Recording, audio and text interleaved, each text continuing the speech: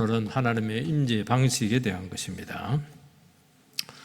제가 목사가 되고 사역자가 돼서 사역을 열심히 하다가 아주 결정적인 그 전환점을 맞이할 때가 있었습니다. 저는 어린이 사역부터 시작을 했는데요. 저희 교회에 아이가 딱 한 명 있었습니다. 예배를 드릴 수가 없었어요. 맡긴 맡았는데, 그래서 매주일 3번, 화요일, 목요일, 토요일, 놀이터 한 5군데, 공차 주고 설교하고 사탕 주고, 그리고 오락실, 토요일 오락실 가서 애들 다 끌어서 드리고, 학교가 초등학생이 많았는데 학교 때마다 앞에 가서 또 애들 전도하고, 그리고 토요 성경학교를 만들었습니다. 토요 성경학교, 여름 성경학교, 겨울 성경학교. 그래서 거기서 은혜 받은 애들이 주일날 와서 예배를 드리는 어린이 사역에 거의 미치다시피 했죠. 사람 좀 아이들이 모였어요. 부흥됐고 사람들도 사람 모인다고 그렇게 했는데, 주님께서 기도하는 중에 그건 사람을 모은 것이지 그걸 부흥이라고 하지 말라는 거예요. 깜짝 놀랐어요. 그럼 어떻게 해야 됩니까? 이렇게 하니까 어린 영혼이지만은 물론 놀아주는 것도 좋고 떡볶이도 만들어주는 것도 괜찮지만은 아이들 영혼이 말씀을 듣고 은혜 받게 해야 되지 않겠는가. 그때 완전히 사역의 방향이 바뀌었습니다. 근데 전도 안 한 것도 아니고 그대로 하는데 비중을 설교를 준비해서 어린아이들이 은혜 받고 회심하고 변화되고 이런 쪽으로 포커스를 맞추었어요. 그렇게 되더라고요. 굉장히 중요한 경험이었고, 이것은 제 목회에서도 아주 전환점이 되었어요. 이거 어른 목회도 그대로 똑같았어요. 제가 이 말씀을 하는 이유는 오늘 말씀이 이것과 많이 관계가 됐기 때문입니다. 엘리야는 갈멜산에서 불이 떨어지는, 그리고 하늘에서 3년 반 동안 닫혔던 문이 열려서 장대비가 내리게 되는 어마어마한 결정적인 승리를 했습니다. 그러니까 이제 모든 게 다 끝났다는 거예요. 이제는 됐다는 거예요. 그리고 결정적인 변화와 계획을 기대를 했는데 그거는 은간생심이었습니다. 그건 다른 문제였어요. 변화는커녕 이세벨은 더 살기 등등해서 위협을 죽이겠다 위협을 하고 있었죠. 백성들도 겉으로 드러난 변화가 없어요. 상황이 훨씬 더 나빠졌어요. 긴장도도 높아지고 지금 정치적인 갈등은 더 이렇게 치열해지게 되었죠. 그래서 너무 충격을 받아서 이제 선지자 노릇 그만하겠다고, 다 내려놓기도 사법 쓰겠다고, 아마 늘 사표를 가지고 다녔던가 봐요. 왜냐하면 워낙 위태로우니까, 워낙 사르는 팔을 걸어가는 길이다 보니까 그렇게 하나님 앞에 고통스러워했죠. 하나님께서는 침체한 엘리야에게 그건 내 생각이라는 거예요. 그리고 하나님 그림을 새로 그려줍니다. 네 그림하고 내 그림하고 지금 안 맞는 것 같다는 거예요. 네 그림 갖고 계속 이야기하는데 지금까지는 그게 좀 통했지만 이제부터는 거리하지 말아요. 바꾸라는 거예요. 그래서 주님께서는 그를 굴 앞에 세웁니다. 그래서 막 바람이 막 태풍이 지나가게 하는데 주님 없었어요. 지진이 팍 일어나는데 주님 없었어요.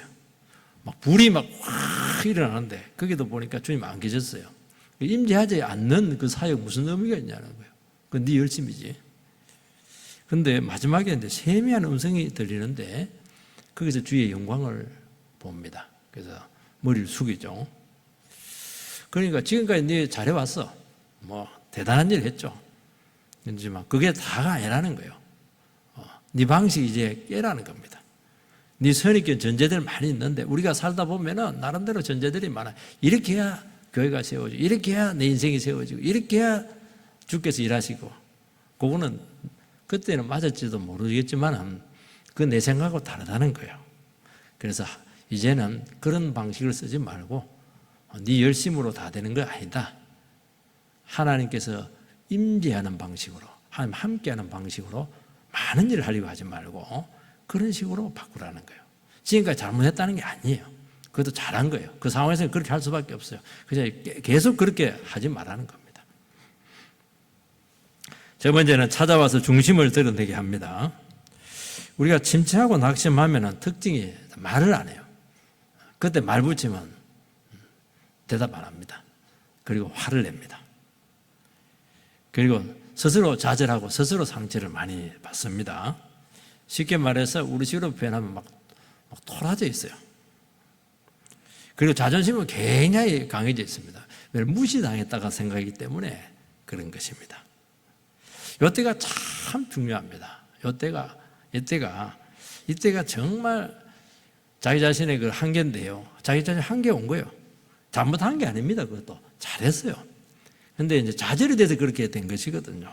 그때 자기를 잘 살펴야 됩니다. 아니 뭡니까? 그렇게 하면 안 돼요. 내가 왜 섭섭해하지? 왜 기분이 안 좋지? 자존심이 상하지? 그 이유는 잘했다고 한 거예요. 하나님 뜻이라고 생각해서 했는데 결과가 이게 뭐예요 지금 하나님? 그러니까 원망이 생기게 되는 것이고 자꾸 어머니에 꼬리를 이어지게 되어 있으니까 머리를 아무리 해도 풀리지가 않아요. 그런데 가만히 객관적으로 놓고 보면은 자기 안에 자기 고집이 있는 겁니다. 자기가 하려고 하는 하나님 뜻이다 이러면서 자기 욕망도 섞여져 있어요. 순수하지 않아요. 그리고 막 주의 뜻이다 이렇게 하는데 내 뜻도 포함되어 있어요. 자기 뜻이 좌절이 되니까 하나님 뜻이 좌절되는 건 사람들은 별로 신경 안 써요. 자기 뜻이 좌절된 것에 대해서 굉장히 마음 아파합니다. 이런 것들이 모여져 가지고 지금 침체가 된 거예요. 토라진 거예요. 기분이 나쁜 거예요. 그러니까 자기도 알게 모르게 주의 일을 한다고 하지만은 또 주님과 함께 인생을 살아간다고 하지만은 생각이 많이 들어 있어요. 자기 전제가 너무 많이 깔려 있는 것입니다. 오늘은 바로 이 문제를 여러분들께서 다루어내셔야 됩니다. 이게 다루어내면 거기서 멈춰버려요. 그래서 멈춰버리고 계속 문제만 일으킵니다. 뛰어넘어야 돼요. 바꾸라는 거예요. 지금까지도 잘해왔어. 그렇지만 이제는 그게 안 통해. 이제는 하나님은 새로운 방식으로 너의 임재와 함께 할 거야. 이렇게 나가버려야 돼요. 죽어야지. 그러면 완전히 지평이 새로운 차원으로 여러분의 삶과 여러분의 그 사명들이 진행될 줄 주의 이름으로 축복합니다. 7절 8절 말씀을 같이 읽겠습니다. 시작. 여호와의 천사가 또다시 와서 어루만지며 이르되 일어나 먹으라. 내가 갈 길을 다 가지 못할까 하노라 하는지라. 이에 일어나 먹고 마시고 그 음식물의 힘을 의지하여 40주야 40야를 가서 하나님의 산 호렙에 이르니라. 하나님께서는 낙심한 선지자를 먹이고 재우고 입히는 건 아니고 먹이고 재우고 마시고 쉬고 그렇게 했습니다. 상당 기간. 왜냐하면 화가 지금 잔뜩 토라져 있기 때문에 말을 걸 수가 없어요. 하나님 눈치가 빠르기 때문에 말한 겁니다. 먹이고 재우고 입히고 쉬라. 이번 명절이 참 좋았던 것 같아요. 저도 볼이 그냥 부어가지고 한 며칠 쉬었더니 많이 좋아졌어요. 그러면서 뭐라고 하냐니까 일단 먹여서 너도 어디 갈긴 갈 거니까 안 죽는다는 건 알았어요. 갈 거니까 몸을 보양을 힘을 좀 키우라는 것입니다. 그래 안 쓰러지니까. 어디로 갈지는 몰라요. 어디로 가겠습니까? 먹고 힘이 났는지 길을 떠나는데 하나님의 산 호렙산으로 갑니다. 이때 잘 가야 됩니다. 술집을 간다든지 아니면 친정집을 간다 그렇게 하면 안 되고요. 하나님의 산에 간 거예요. 예배 자리로. 참 그거 보면 이 능력의 종이 그래도 파행적으로 안 가고 그 하나님께 주신 힘을 가지고 하나님의 산을 찾아갔어요. 참 귀하죠. 이게 신앙이라는 거예요, 여러분. 하나님의 산 호렙산이 뭐한 곳입니까? 하나님께서 모세를 불렀잖아요. 그리고 출애굽에 있었을 때 이스라엘 백성들에게 그 율법을 내려준 장소잖아요. 거기서 공식적으로 이스라엘 백성들과 언약을 체결한 그런 유서가 깊죠. 그리고 무엇보다도 더 중요한 것은 모세가 광야에 이스라엘 백성들을 인도할 때 너무 백성들이 애를 먹이니까 하나님 못해 먹겠다고 고도 사표 쓰겠다고 그렇게 안 합니다. 하나님께서 찾아와 가지고 대화를 하죠. 나만 남았다고 막 이러면서 모세랑 똑같아. 그러니까 동병상련을 느꼈는가 봐요. 모세랑. 그때 하나님께서는 세워놓고는 하나님의 등을 보여줍니다. 등을. 영광을 보여달라 이렇게 하면 등을 보여주는데 왜 등을 보여줬을까? 앞을 보여주지. 등은 앞으로 가는 거야. 앞으로 가는 게 자기 뒤에 있으니까. 그러니까 모세로 하여금 너 왜 자꾸 네가 앞서가려고 그래. 내 등 보고 따라와. 그 얘기하는 거예요 지금. 왜 앞서서 생각하고 있는 거야. 네가 주인이야. 그러면서 모세가 일어섭니다. 새로운 사역이 시작이 되고 있어요. 지금도 엘리야도 똑같은 문제에 봉착되어 있는 거예요 지금. 네가 왜 앞서서 지금 생각하고 있어? 그 얘기하는 거예요. 그러니까 벌써 찾아온 것 자체가 굉장히 귀한 거예요. 여기까지 온 것 자체가. 문제를 정확하게 알고 있는 거예요. 왜냐하면 여기서 뭔가 돌파구를 찾으려고 했던 것입니다.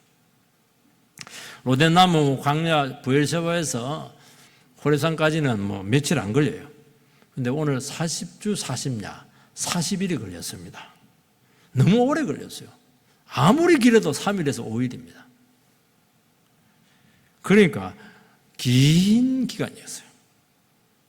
왜요? 이스라엘 백성들이 출애굽하고 나서 출애굽하고 나서 애굽에서 이집트에서 가나안까지 딱 일주일입니다. 근데 하나님 그들은 40년간 광야를 돕니다. 일주일이 40년으로 불어났어요. 왜요? 방황했기 때문이에요. 준비가 안 됐어요. 준비 안 됐는데 그 올라가 봐야 가나안 사람들에게 깨지거든요. 그러니까 계속 원망, 불평, 방황 이렇게 한 것입니다. 뺑뺑이 돈 거예요. 그러니까 지금 모세가 엘리야가 했던 거 똑같아요. 지금 고민, 갈등, 헤매고 안 풀리고 지금 그러니까 40일, 40일. 준비된 종인데도 40일입니다. 우리는 다 삶을 살아가고 믿음 생활을 하는데 내 뜻대로 되면 얼마나 좋겠습니까? 얼마나 많은 문제들이 있고 그 문제들이 풀리지 않잖아요. 많은 갈등을 하고 있고 고민을 하고 있습니다. 문제가 너무 커서 그냥 그 문제에 짓눌려 버렸어요. 이게 잘못된 것이냐? 고민하고 몸부림치고 또 방황하고 이런 것들이 안 하면 좋죠. 하나님은 안 합니다. 그런데 우리는 인간이기 때문에 그 일들이 일어난다는 것입니다. 그게 잘못이 아니라는 거예요. 그게 헛된 게 아니라는 거예요. 40일 동안 길게 걸어온 그게 잘못이 아니라는 거예요. 왜냐하면 그런 고민과 어두운 밤의 기간을 통해서 우리는 생각을 많이 어쩔 수 없이 생각을 해야 돼요. 왜냐하니까 답답하니까. 생각할 때 어떻게 생각합니까? 다 자기 입장에서 생각해죠. 하나님 뭡니까? 왜 안 되는 거예요? 잘하다가 이게 뭡니까 지금? 상황이 왜 어려워졌어요? 지금 뭐가 잘못된 거예요? 하나님 그때 좀 도와주시면 딱 문제가 해결될 텐데 그때가 딱 수도를 해가지고 내가 막 빠꾸 한 거 아닙니까? 그러면 그럴수록 자기만 괴로워져요. 그래서 어쩔 수 없이 여러 각도에서 생각을 합니다. 하나님 입장에서 생각해보고 또 이세벨의 입장에서 생각해보기도 하고 백성들 입장에서 생각해보기도 하고 다양한 각도로 생각을 하는 그러면서 생각이 넓혀지는 것입니다. 그 상황을 재해석하는 거예요. 그러면서 나름대로 정리를 합니다. 정리가 됩니까? 절대로 정리가 안 돼요.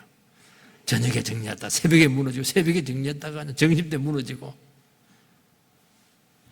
왜냐하면 핵심이 빠졌거든요. 중요한 문제가 지금 안 풀리거든요. 이게 다 풀려야 돼요. 매듭이 지금 매듭만 풀면 되는데 매듭이 안 풀리는 거예요. 이거는 우리 머리로 안 되는 거예요. 이건 하나님께서 답을 주시고 풀어주셔야 된다는 것입니다. 그런데 그 전에 많은 고민과 이런 갈등들 이런 것들은 문제의식을 가지고 이런 것들은 굉장히 중요한 거예요. 한 답을 딱 줄 때 금방 알아듣는다는 거예요. 그래서 여러분들이 문제의식을 가지고 많은 억눌림과 고민 가운데 예배 자리로 나온 것은 너무너무 잘한 거예요. 술집 가면 어떻게 하려고 그래요? 텔레비 맨날 본다고 해서 머리만 복잡해지지 문제가 풀리겠어요? 그러면 하나님께서 하나님 음성으로, 특히 예배 가운데 음성으로 들려줄 줄 믿습니다. 어떤 분들은 예배 나왔는데 생각이 없어요. 그냥 타성에 젖어서 이렇게 옵니다. 그것도 귀합니다. 그럼 막 화풀이하기 위해서, 신세 한탄하기 위해서 그런 식으로 하지 마시고, 하나님 뭡니까? 왜 이렇게 답답하고 힘들어요? 하나님 우리 문제 알고 있습니까? 너무 잘 알죠. 너무 잘 알아요. 근데 왜 안 가르쳐 줍니까? 들을 준비가 안 됐어요. 말해도 못 들어요. 화가 나서 아직 이게 가슴이 안 식어가지고. 9절 말씀을 읽겠습니다. 시작. 엘리야가 그곳 굴에 들어가 거기서 머물더니 여호와의 말씀이 그에게 임하여 이르시되 엘리야야 내가 어찌하여 여기 있느냐. 그곳 굴이라고 이렇게 한 거 보면 이제 더라고 하는 정관사를 쓰는 거 누구든지 다 아는 거예요. 이스라엘 백성들 그곳 굴이라면 다 알아요. 워낙 유명합니다. 왔으면 어디 가야 됩니까? 막 기도하면 되죠. 바위 위에 기도하고 이러는데 굴 속에 깊이 들어가 있어요. 여전히 굴이야. 굴 속에 대해서 무슨 생각합니까? 계속 부정적인 생각하는 거예요. 뭡니까 하나님? 하나님께서는 먼저 다가갑니다. 엘리야야 내가 어찌하여 여기에 있느냐. 하나님께 꼭 질문합니다. 우리에게 너 왜 여기 있어? 하나님 다 알고 묻는 겁니다. 다 알고 물어요. 그 말은 너가 여기 있어서는 안 된다는 거예요. 이 모양으로 있어서는 안 된다는 거예요. 그리고 왜 여기까지 왔냐? 자꾸 그 여러 가지 뜻을 가지고 있는 다중의 의미를 가진 질문을 합니다. 너 왜 이 짓 하고 있는 거야? 그렇게 하면 뭐 더 깊이 굴속으로 들어가거든요. 너 지금 토라졌잖아. 그렇게 얘기하지 않아요. 너 왜 여기 있어? 여기 있는 게 맞는 것 같아? 왜 왔어 여기? 그거 물을 수 있잖아요. 말하기 싫으면 안 해도 돼요. 그거는. 아이 참 하나님 남 속도 모르고 왜 이러세요? 그래도 되는 거예요. 그래서 하나님께서는 스스로 판단해서 대답할 수 있는 여지를 주고 있는 것입니다. 그게 배려잖아요. 결국 하나님께서 원하셨던 것은 뭐냐? 속으로 꿍꿍 앓지 말라는 거예요. 네 속에 있는 거, 심중에 있는 걸 털어내라는 거예요. 왜 불만하고 있어? 왜 원망하고 있어? 왜 화가 나고 있어?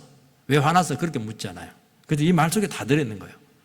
그 이유를 말하라는 거예요. 창세기에 보면은 아브라함이 이제 애를 못 낳아요. 아들을 못 낳아요. 그래서 막 아브라함은 기다릴 수가 있는데 사라가 더 못 기다려. 여자가 애 문제가 더 심각합니다. 그래서 사라가 자기 몸종 하가를 씨바지로 보냈는데 또 그렇게 하면 또 임신이 잘 돼요. 그러니까 하가를 임신하고 나니까 막 간이 배 밖에 나왔어요. 안주인 자를 차지하라는 거예요. 그래서 막 이게 어디서 기어오르고 그렇게 하냐 이렇게 해서 막 타박을 했죠.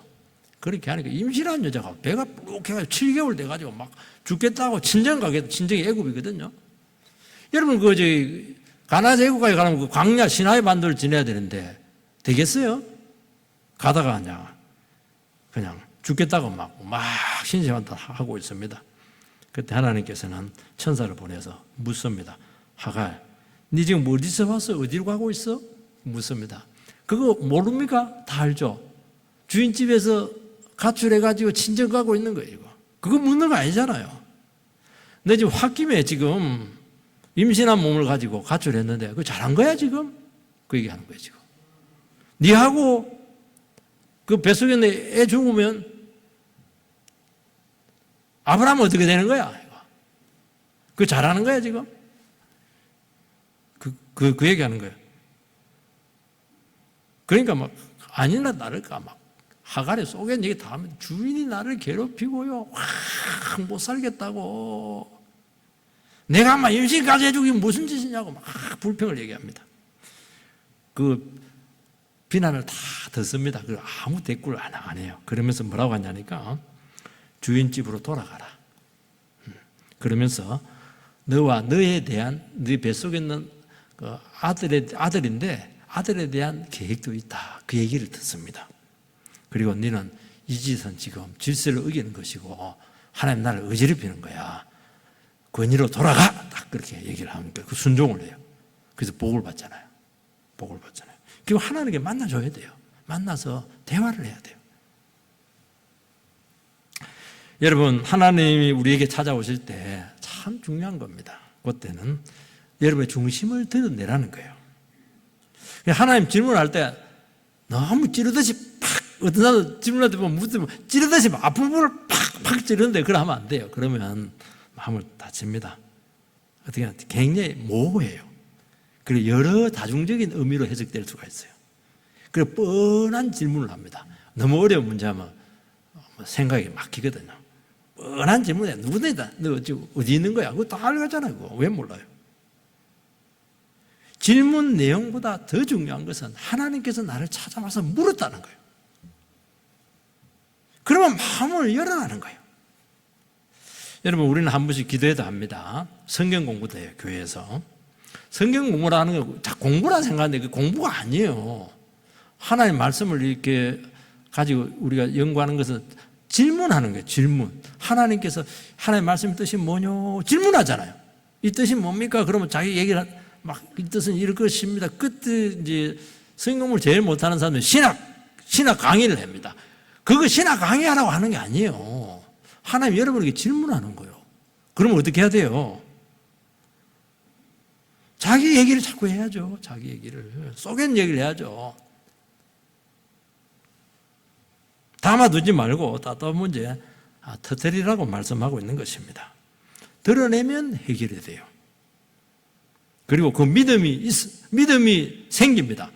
하나님 질문하면 성경 앞에 서면 말씀 속에 답이 있겠구나 하는 무슨 믿음이 생기니까 이야기하는 거거든요. 하나님은 절대로 외면하지 않습니다. 어쩔 수 없지. 운명이야.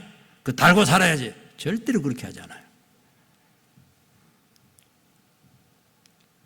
스스로 생각하고 스스로 입을 띄게 하신다는 것입니다. 그때 어떻게 해야 됩니까?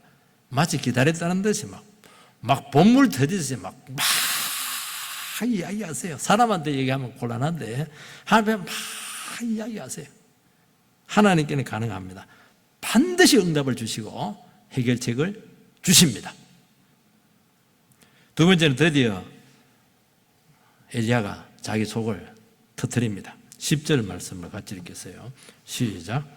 그가 대답하되 내가 만군의 하나님 여호와께 열심히 유별하오니 이는 이스라엘 자손이 주의 언약을 버리고 주의 제단을 헐며 칼로 주의 선지자들을 죽였음이오며 오직 나만 남았거늘 그들이 내 생명을 찾아 빼앗으려 하나이다. 엘리야는 드디어 진심을 드러내고 있습니다. 뭐라고 얘기합니까? 내가 주를 위해서 누구보다 열심히 싸웠다. 나는 열심히 유별하다. 또 별나긴 별났어요. 내가 봐도 엘리야는. 그래서 큰 역사가 일어났죠. 근데 문제 결과가 뭡니까? 그 말이에요. 백성은 안 변했어요. 지금 전 나라는 하나님과의 약속 언약을 버리고 그냥 예배 제단도 다 걸어버리고 선지자들 다 죽여버리고 나만 혼자 남았다고. 근데 혼자 남은 나까지 지금 죽이려고 한다고. 이 말이 맞습니까? 틀립니까? 맞는 것도 있고 틀린 것도 있고 섞여져 있어요. 혼자 남은 거 아니죠. 7,000명 남아 있습니다. 너무 착각이 심해요. 그리고 백성들이 엘리야를 죽이려고 한 사람 없어요. 이세벨이 죽이려고 하는 겁니다. 틀려요. 또 열심히 득심한 건 맞아요. 맞는 것도 있고 틀린 것도 있어요.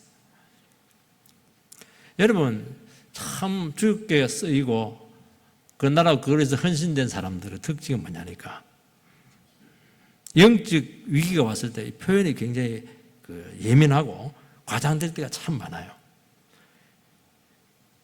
그걸 문제 삼으면 안 돼요. 아무 생각이 없는 사람들은 이런 말 자체도 안 해요. 정확하지는 않지만은 지금 일어나고 있는 문제가 대단히 심각하게 다가오기 때문에 그렇게 표현하는 거예요, 지금. 감정이 고조되기도 하고, 과장을 섞기도 하고, 섞는 게 아니고 과장스러운 말, 왜 그런 느끼니까. 언어가 좀 과격하기도 하고 말이 비논리적일 때 참 많아요. 그때 우리는 니만 잘났냐 그만하단 말이지. 그렇게 하면 절대로 안 됩니다. 그 귀한 사람이에요. 그거. 지금 상태가 안 좋은 거예요. 뭐가 지금 문제가 안 풀려서 그래요. 뭐 꼬인 거예요 지금. 지금 뭐 책임을 있는데 해결할 방법은 없고 감당할 자신은 없고, 이거 떠넘길 수도 없고 굉장히 곤란한 거예요 지금. 지금 엘리야는 도망가고 싶은 거예요 지금. 하나님 그만 놔두세요. 도망가고 싶은 거예요 지금. 도망갈 수는 없고 막. 나중에요 하나님께서 오류를 다 잡아줍니다. 한 명이 아니야, 7,000명이야. 나중에 자기가 한 말 때문에 굉장히 스스로 부끄러워합니다. 그리고 하나님 다 하시면서 모른 채 넘어가지고 받아주신 것에 대해서 굉장히 숙연해지죠. 하나님 참 배려가 많으세요.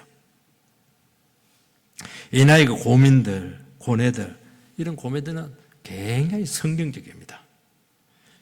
엘리야는 정말 말씀대로 살고 싶었고 하나님 나라가 주님께서 완전히 돌아오기를 원했고 정말 기도의 종이잖아요.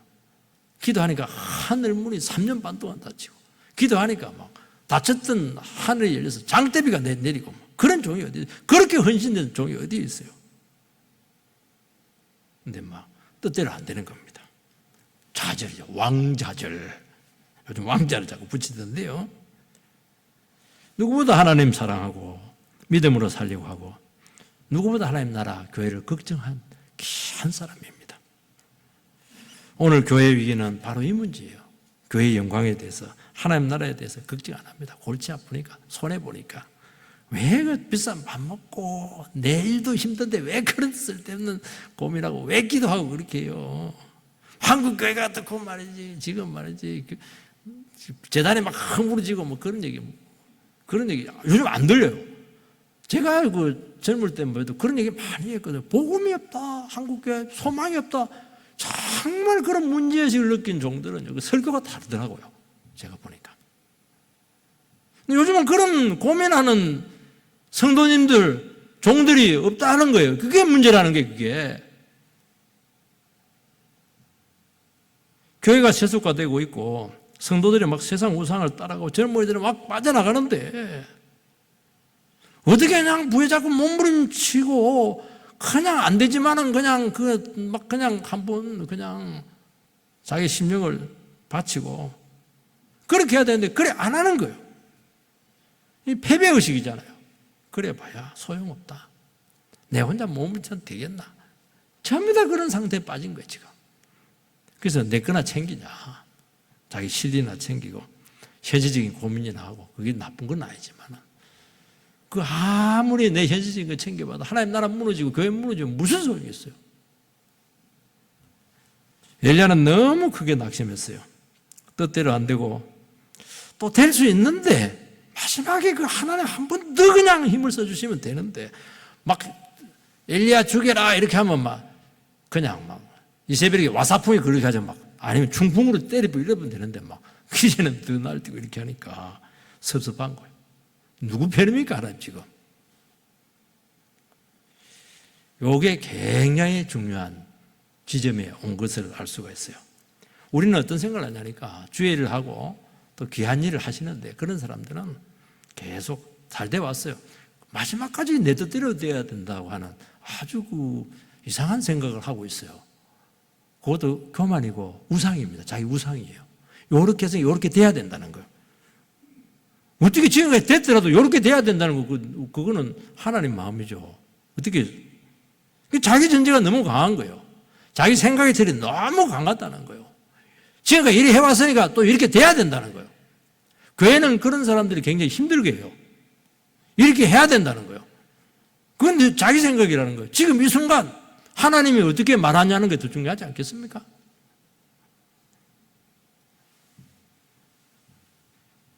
그거는 스스로에게 검증된 것이지만 하나님이 일하심 앞에 내가 얼마든지 틀릴 수 있다 하는 것을 인정하는 것입니다. 여기서 지금 엘리야는 잘못되고 있는 거예요.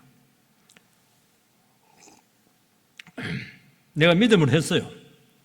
하나님께 기뻐하신 일이었어요. 결과도 좋아요. 그렇지만 그 모든 것들도 하나님이 해주셔야 됩니다. 그 기도를 한번 더 해야 돼요. 우리는 자기의 생각이 너무 강해요. 전제가 너무 강해요. 자기 그림이 너무 뚜렷해요. 그래서 낙심하는 거예요. 그래서 위축이 되는 것입니다. 하나님께서는 오늘 우리에게 이것마저 맡기라는 거예요. 그것도 우상이라는 거예요. 모든 것은 주님 손안에 달려 있습니다. 주님이 왜 내 생각대로 다 해야 돼요? 그 이상하잖아요? 여러분 경험이 전부 다입니까? 아니잖아요. 그러니까 내 뜻대로 안 될 때 그때가 태도가 너무 중요하다는 거. 이때 엘리야처럼 돌아져가지고 화를 내고 죽겠다고 사표 쓰겠다고 그러지 말라는 거예요. 자기를 내려놓고 물으면 되잖아요. 하나님 뭡니까? 왜 이런 일이 생겼죠? 물으면 되잖아요. 안 묻잖아요. 물었다는 기록이 없잖아요. 안 묻잖아요. 행동을 해버리잖아요. 물으면 당연히 대답을 하죠. 하나님의 음성이 들리고 일하심이 보이고 다시 새롭게 헌신해서 재헌신해서 하나님 나라에 귀하게 동참해서 더 아름답게 더 진보되게 쓰일 텐데 말이죠. 수독하고 그때부터 문제거리가 되는 거예요. 이게. 여러분 주님이 걱정을 더 합니까? 교회를? 여러분이 걱정을 합니까? 목사가 걱정을 더 해요? 주님이 더 걱정을 하죠. 왜냐하면 주님은 몸을 바쳤잖아요. 내가 영혼들을 걱정합니까? 주님이 더 걱정하잖아요. 하나님 나라를 누가 더 깊이 생각합니까? 여러분들이 깊이 생각해요? 목사가 깊이 생각합니까? 아니잖아요. 주님이 훨씬 깊이 생각하고 있잖아요. 여러분 주님이 그렇다는 걸 기억해야 되는 것입니다. 그래서 주를 위한 거룩한 자기 생각도 내려놔야 돼요. 그걸 내려놔야 돼요. 그게 안 되는 거예요. 그게 우상이에요. 마지노선이에요. 여기서 대부분 잘 쓰이던 존재, 여기서 브레이크가 걸려요. 그래서 걸림돌이 돼요. 우리는 주님도 믿지만은 자기 그림도 있어요. 그대로 안 되면은 낙심, 원망입니다. 내가 주를 위해서 이렇게 했는데 왜 안 되는 겁니까? 뭐가 문제예요? 뭐가 문제예요? 교회가 문제입니까 지금? 주님이 문제입니까? 내가 문제입니까? 그래서 교회는 왜 이래? 인생이 왜 이렇게 힘들어? 유행가 가사 제목 같은데 왜 하나님 나라는 이 모양이야? 요것도 내려놔라는 거예요. 네 책임 아니라는 거예요. 그래서 날마다 죽으라는 거예요. 바울이 사역을 열심히 하다가 빌립보 감옥에 갇혔어요. 사형이 지금 기다리고 있습니다. 순교할지 몰라요. 여러분은 뭐 기도하겠습니까? 하나님 뭡니까 지금? 복음 전하다가 이게 뭡니까? 내가 뭐 살인죄를 지었어요. 뜯어치우겠습니다. 그런 말 하나도 없어요. 빌립보서에 보면. 그래서 빌립보서에 감사의 책입니다. 죽고 사는 걸 맡깁니다. 나는 지금 죽음과 삶 사이에 중간에 끼어가지고 요리지도 못하고 저리지도 못하고 괴롭다 이렇게 하는 거예요. 그 말은 죽음을 맡겠다는 거예요. 날마다 나는 죽노라 그 말까지 하잖아요. 지금 그게 주님의 음성이 들리는 거예요. 그러니까 하나님께서 일하시는 게 보여요. 바울 사도가 감옥에 탁 잡혀 있으니까 막 바울에 대해서 라이벌을 가지고 있었던 그 경쟁적인 전도자들이 막 우주에서 일어나가지고 이야 바울이 전부 다 주도권을 다 행사했는데 이제 바울이 감옥에 들어가서 죽을지도 모르니까 그냥 우리가 우리 영역을 확보하자 이러면서 열심히 전도합니다. 우리 같으면 내가 힘든데 저것들이 말이야 자기 영역을 넓히려고 저 난리를 지기네 그렇게 하든 그렇게 하니까 아니 내가 하든 경쟁자들이 하든 하나님 나라가 넓혀지는 게 아니야. 딱 그렇게 나오잖아. 내 혼자는 보다 10명이 하는 게 훨씬 더 낫잖아. 그렇게 하잖아요. 벌써 이게 죽고 사는 문제 딱 그냥 맡겨버리니까 이게 나오는 게 이게. 그리고 자기는 감옥에서 뭐 하겠어요? 편지 쓰는 겁니다. 편지 쓸 때가 막 빌립보, 에베소, 골로새 막 다 어려운 사람들이 있어요. 그러니까 막 감옥서에 쓰니까 막 은혜가 철철 넘쳐요. 그리고 감옥이 시위대 감옥이잖아요. 그러니까 왕궁을 지키는 감옥이니까 바울이 감옥 속에 있으니까 그 성경 보니까 그 소문이 왕궁에 들어가지고 왕궁에 복음이 전거되는 거예요. 안팎으로 복음이 전거되는 거예요. 자기 생각을 내려놓고 자기 존재를 내려놓고 하나님의 일하심을 딱 인정하니까 그렇게 자유로운 거예요. 위기가 기회가 되고 결과는 막 10배 이상 나는 거예요. 그렇게 되기 바랍니다. 세 번째는 드디어 생각을 바꾸라고 요구하고 있습니다. 11절, 12절을 같이 한번 읽겠습니다. 자, 시작. 여호와께서 이르시되 너는 나가서 여호와 앞에서 산에 서라 하시더니 여호와께서 지나가시는데 여호와 앞에 크고 강한 바람이 산을 가르고 바위를 부수나 바람 가운데 여호와께서 계시지 아니하며 바람 후에 지진이 있으나 지진 가운데서도 여호와께서 계시지 아니하며 또 지진 후에 불이 있으나 불 가운데서도 여호와께서 계시지 아니하더니 불 후에 세미한 소리가 있는지라. 하나님께서는 굴에 있는 엘리야를 나와 이렇게 해서 하나님 산 앞에 세웁니다. 그 말은 뭐냐니까 굴 속에서 나오라는 거예요. 네 생각 아무리 생각해도 결론 안 나요. 생각 그거 그만하고 나오라는 거예요. 나와야죠. 그러면 침체하면 생각을 하긴 해요. 근데 자꾸 부정적인 생각을 해요. 헤어나오지를 못해요. 염려가 뭐냐니까 염려라고 하는 것은 부정적인 자기와의 대화를 염려라는 거예요. 상황은 그렇지가 않아요. 상황은 지금 그냥 객관적이에요. 그런데 그 상황을 부정적으로 자꾸 하니까 상황이 그렇게 재구성돼요. 그게 자꾸 염려가 생기는 것이거든요. 내 생각 내려놔버리면, 내 전제를 내려놔버리면, 내 방법을 내려놔버리면 염려는 거의 없어져요. 자기 생각에 빠지니까 시끄러운 거예요. 내 영혼이. 시끄러우니까 가슴이 진정이 안 되니까 음성이 안 들려요. 이 음성이 들려요. 세미한 음성이 들려요. 음성이 안 들려요. 그래서 얘는 하나님과 대화를 강화시켜야 돼요. 대화를 하면은 내 생각이 처음에 안 들리는데 들리기 시작하면서 수정이 되기 시작해요. 그러면서 정리가 되는 거예요. 음성이 들리면서 여러분의 상황이 수습이 되는 거예요. 하나님께서 막 지나갑니다. 큰 바람이 불고 그 바람이 산을 갈라버리고 바위를 부숴버려요. 보니까 하나님 없어요. 그 다음에 이뻤다. 지진이 막 지축이 흔들려서 온 땅과 산이 움직이고 갈라졌는데 가만히 보니까 하나님 안 계세요. 불이 온 산을 뒤덮은데도 불구하고 하나님 임재하지 않습니다. 바람, 지진, 불은 모세가 시내에서 율법 받을 때 하나님의 임재 방식이에요. 그때는 통했어요. 지금 그거 없어요.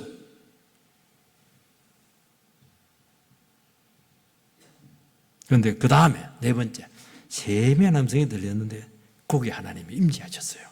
그래서 엘리야가 하나님의 영광을 보고 겉옷으로 얼굴을 가립니다. 하나님은 세미한 음성 가운데 임재했어요. 여러분 바람도 귀해요. 지진도 엄청나요. 불을 이 기적은 기적이잖아요. 능력이잖아요. 역사잖아요. 하나님께서는 지금까지는 통했는데 그 지금은 아니라는 거예요. 그것으로 사람 안 변한다는 거예요. 그것으로 진정한 계획이 일어나지 않고 그것으로 부흥이 일어나지 않는다는 거예요. 여러분 이걸 잘 알아야 되는 것입니다. 엄청난 일을 했다고 사람이 근본적으로 바뀔 것 같아요? 아닙니다. 말씀이 들려야 바뀌는 거예요. 지금까지 엘리야의 사역은 바람이고 불이고 지진이었습니다. 안 변했습니다. 마귀는 더 설치고 있어요. 그러니까 낙심이 된 거예요. 그리고 사람 마음이 막 더 단단해졌어요. 신기하죠. 기적 행할 때는 막 뜨끔하고 막 물이 뚝 떨어지니까 막 사람들이 막 두려워하고 이렇게 했는데 집에 가니까 막 저녁 먹으니까 막 더 싸워져 버렸어요. 이게 인간의 문제라는 거예요. 그렇게 바뀔 것 같아요? 충격요법을 했어요. 충격요법은요 내성을 강화시키는 거예요. 그래갖고 사람이 안 바뀌어요. 더 단단해진다는 거예요. 부흥은 오직 하나님의 임재로만 가능하다는 거예요. 살아있는 말씀이에요. 세미한 음성 속에 들리는 청청병력 같은 능력의 이 말씀이 여러분의 귀에 들려야 된다는 거예요. 오늘 기독교가요, 뭐 행사 대단합니다. 막 그냥 막 프로그램 어마어마합니다. 그걸 비판하는 게 아니에요. 막 엄청나게요. 기적 막 엄청나게 바랍니다. 그거 나쁜 거 아니에요. 대단해요. 근데 그것도 필요해요. 사람 마음이 워낙 단단하니까 그거 보면 하나님 살아계시면 느낄 수 있으니까. 그때뿐이라.